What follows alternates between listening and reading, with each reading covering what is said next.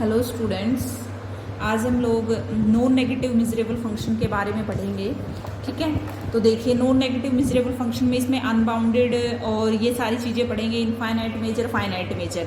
तो एफ कोई non negative miserable function है, define on A miserable set E V define. तो आपका जो इंटीग्रल ओवर ई एफ का ये ही मीनिंग रहेगा जो पहले था, जहाँ पे एच क्या है, बाउंडेड मिजरेबल फंक्शन है such that this condition will be holds. तो सबसे पहली जो थ्योरम है वो ये है कि एफ और जी क्या है, नॉन नेगेटिव मिजरेबल फंक्शन है। तो आपको ये प्रूव करना है फर्स्ट पार्ट में। तो देखिए फर्स्ट पार्ट में मैं लेफ्ट हैंड साइड लेके चली, सी एफ ओवर ई को ये लिख सकते हैं, बिल्कुल लिख सकते हैं बाय डेफिनेशन।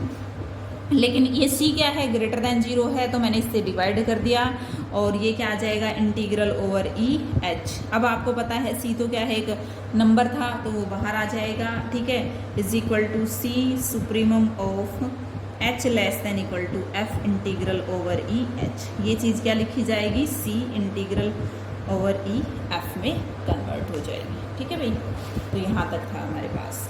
नेक्स्ट है f और g क्या है।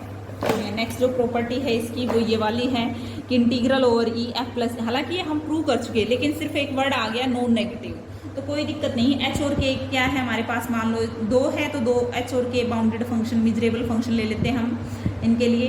एच क्या है, less than equal to F, और के क्या है हमारा, less than equal to G. When is outside set of finite measure then H plus K क्या हो गया, less than equal to F plus G. तो इंटीग्रल डिफाइन करेंगे तो वो भी क्या रहेगा आपका, less than equal to integral over E F plus G. अब बाउंडेड देखो ये अलग अलग करेंगे हम, ये चीज़ अलग अलग क्यों, क्योंकि हम बाउंडेड के बारे में पढ़ चुके कि जो बाउंडेड की प्रॉपर्टी है ना वो लेस देन इक्वल टू होती है और ये ब्रेक हो जाता है। तो less than equal to, this implies that ये क्या हो जाएगा, integral over E H plus integral over E K, less than equal to integral over E F plus G. ठीक है भाई, अब क्या करेंगे हम, इसमें सुप्रीमम टेक कर दो भाई, सुप्रीमम एच किसका, less than equal to F, supremum K less than equal to F. ठीक है, less than equal to this, तो ये किस में कन्वर्ट हो जाएगी चीज, integral over E F plus integral over E G less than equal to F plus C. ठीक है, अब रिवर्स लेना है हमें, रिवर्स मीन्स दूसरा जो कंसेप्ट है वो क्लियर करना है, बराबर प्रूव करनी है ये दोनों चीज़ें। तो एक बार इसको इससे लेस दिखाना है, एक बार इसको इससे लेस दिखाना है। तो दूसरी प्रॉपर्टी लेते हैं। ठीक है, रिवर्स इनइक्वालिटी के लिए हमने क्या लिया, साई कोई बाउंडेड मिजरेबल फंक्शन दिया है जो वैनिश होता है outside the measure, outside a set of finite measure which is greater than not greater than F plus G. H X हमने डिफाइन किया और एच एक्स क्या है भाई, minimum of F X and psi X. K X क्या है, जो psi function लिया है ना हमने bounded, psi X minus H X. ठीक है, ये हमने डिफाइन किया है क्लियरली। क्या हो गया कि एच एक्स जो है वो लेस देन इक्वल टू क्या है, एफ एक्स है।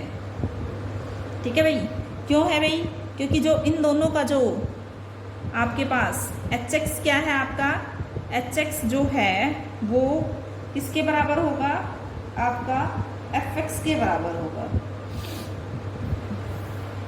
देखो यहाँ से देखो आप एक बार, यहाँ से क्या कंक्लूजन निकल रहा है, यहाँ से एच एक्स अगर एफ एक्स होता है तो एफ एक्स क्या हो जाएगा, मिनिमम वैल्यू होगी। एच एक्स की अगर मिनिमम वैल्यू एफ एक्स है तो मिनिमम वैल्यू क्या हो जाएगी, इससे छोटी हो जाएगी। दूसरा केस क्या होगा, अगर मेरा एच एक्स साई एक्स के बराबर है, मिनिमम वैल्यू इन दोनों में से साई एक्स है, तो साई एक्स किससे छोटा हो जाएगा, एफ एक्स से छोटा हो जाएगा। ठीक है भाई, अब देखो तो इसमें हमने क्या किया कि दोनों ही केसेस में जो एच एक्स है वो आपका क्या हो गया, H X less than equals to F X. जो एच एक्स है वो आपका क्या रहेगा, एफ एक्स से लेस रहेगा। ठीक है, हाँ भाई आगे देखिए अब। और जो साई एक्स है वो हमने इस तरह से, बाउंडेड फंक्शन तो है लेकिन इस तरह से डिफाइन किया है कि वो एफ प्लस जी से ग्रेटर नहीं हो सकता। ठीक है भाई, तो ये आ गया आपका पास एच और साई के बारे में। ठीक है, अब उसके बाद हमें तो हमारा क्या आ गया भाई, एफ एक्स प्लस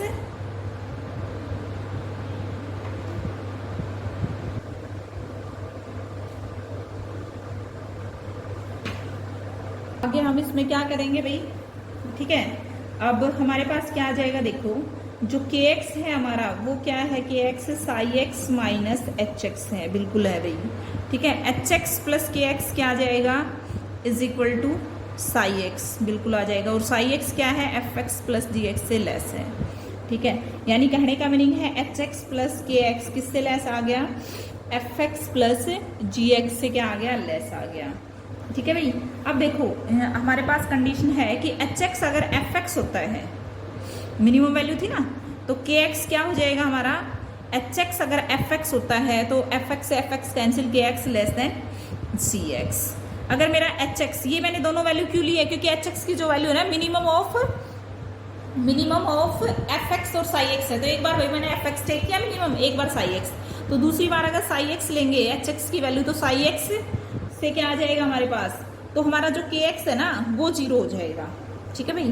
क्योंकि देखो साई एक्स की वैल्यू ना एच एक्स रखो, H x minus H x zero, के एक्स क्या हो गया हमारा जीरो, तो यहाँ से क्या कंक्लूजन निकला फिर हमारा, के एक्स जीरो पुट करने के बाद H X less than H X बराबर psi X, so H X less than equal to G X and G X greater than zero. हाँ भैया आगे देखिए, अब इसमें के एक्स हमारा यहाँ क्या हो गया, एच एक्स अगर साई एक्स के बराबर आता है तो के एक्स हो गया जीरो।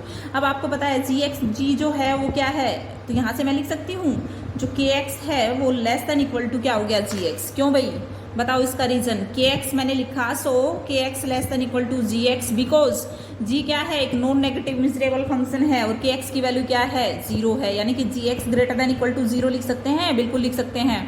तो यहाँ पे के एक्स की वैल्यू ही तो पुट की है मैंने, के एक्स जीरो था इसलिए मैंने ये लिख दिया, K X less than equal to G X, ठीक है। अब उसके बाद कुछ नहीं करना, दो बाउंडेड फंक्शन लेने हैं अलग अलग और इंटीग्रल इन पे डिफाइन करना है, ये अलग अलग ऑपरेट हो जाएगा क्योंकि ये दोनों बाउंडेड है, लेस देन इक्वल टू में कन्वर्ट हो जाएगा, ठीक है। ये क्या आ जाएगा, less than equal to this and this, ठीक है। क्यों, क्योंकि भाई एच जो है वो किससे लेस है, आपका जो एच एक्स है वो आपका के एक्स जी एक्स से लेस है और एच एक्स आपका एफ एक्स से लेस है, ठीक है। फिर सुप्रीमम टेक कर देना, ये आ जाएगा। उसके बाद नेक्स्ट है पार्ट, सिंपली आपके पास देखो क्या है, सी पार्ट में क्या रखा है,